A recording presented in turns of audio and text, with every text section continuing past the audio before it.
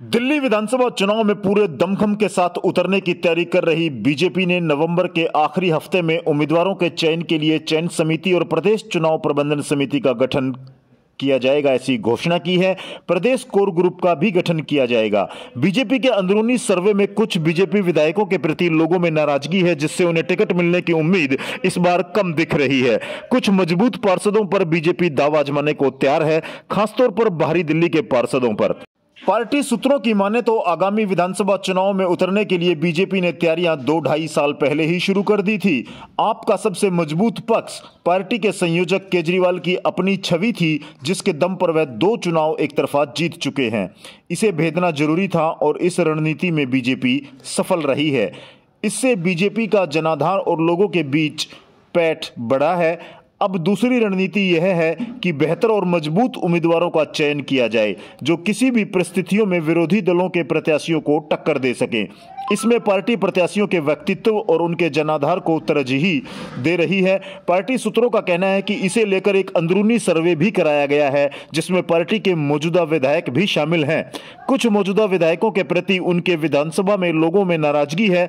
ऐसे में उनका टिकट मिलना अगले चुनाव में मुश्किल माना जा रहा है। बाहरी दिल्ली में वहीं के लोगों को मौका दिया जाएगा और इस रणनीति में वहां के कुछ मजबूत पार्षदों को अगले चुनाव के लिए टिकट मिल सकता है।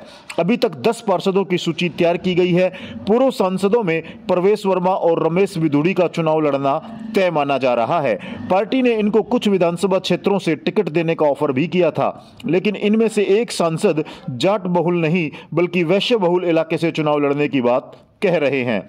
सूत्रों के अनुसार इस महीने के आखिरी हफ्ते तक चुनाव प्रबंधन समिति और चयन समिति का गठन किया जाएगा।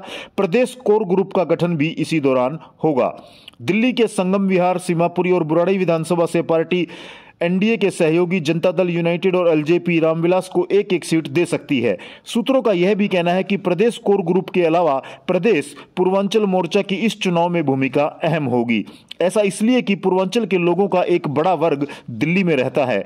कुल वोटरों का करीब 35 से 40% वोटर्स पूर्वांचल के ही हैं। आम आदमी पार्टी इनके दम पर ही पिछले 2 चुनाव में एक तरफा जीत दर्ज कर चुकी है। आम आदमी पार्टी के नेताओं का अब पार्टी से मोह भंग होता नजर आ रहा है।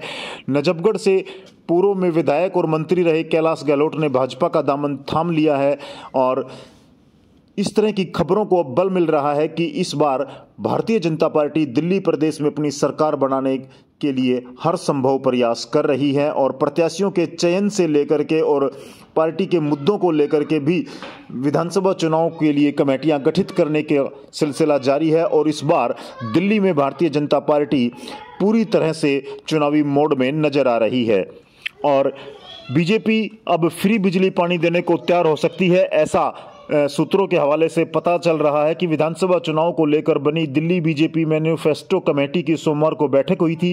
बैठक में शामिल कमेटी के सदस्यों ने घोषणा पत्र में शामिल किए जाने वाले मुद्दों पर अपने अपने सुझाव दिए थे, जिसमें बिजली, पानी, पॉल्यूशन, पब्लिक ट्रांसपोर्ट और भ्रष्टाचार सहित कई मुद्दे रहे।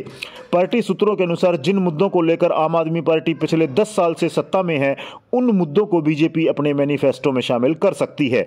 3 घंटे तक चली इस बैठक में कमेटी के हेड और साउथ दिल्ली सांसद रामवीर सिंह विधुड़ी, बीजेपी के राष्ट्रीय महामंत्री दुष्यंत गौतम, डॉक्टर हर्षवर्धन, प्रदेश प्रवक्ता प्रवीण शंकर कपूर, पूर्व प्रदेश अध्यक्ष सतीश उपाध्याय, विजय गोयल शामिल रहे थे।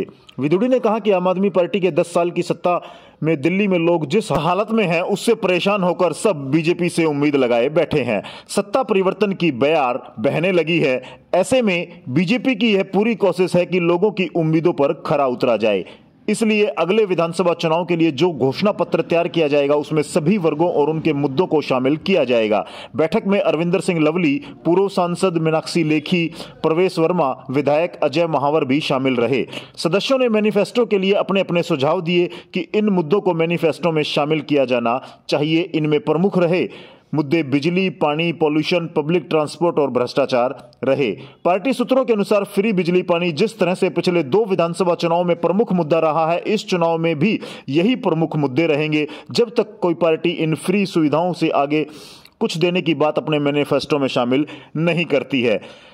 तब तक आम आदमी पार्टी को दिल्ली की सत्ता से उखाड़ फेंकना लगभग असंभव है। सूत्रों का कहना है कि दिल्ली में बीजेपी के लिए 26 सालों बाद जिस तरह के आसार है वह पार्टी किसी भी कीमत पर खोना नहीं चाहती है। ऐसे में यह प्लान है कि जो मैनिफेस्टो बनाया जा रहा है उससे आम आदमी पार्टी की तरह ही फ्री बिजली पानी की सुविधा जारी रखने की घोषणा की जाए। साथ ही बीजेपी शासित दूसरे राज्यों में महिलाओं के लिए जो सम्मान राशि स्कीम है उसे दिल्ली में भी लागू किया जाए। सोमवार को मैनिफेस्टो कमेटी के सदस्यों ने जो सुझाव दिए उन सुझावों पर चर्चा के लिए 3 दिन बाद एक और मीटिंग बुलाई गई है।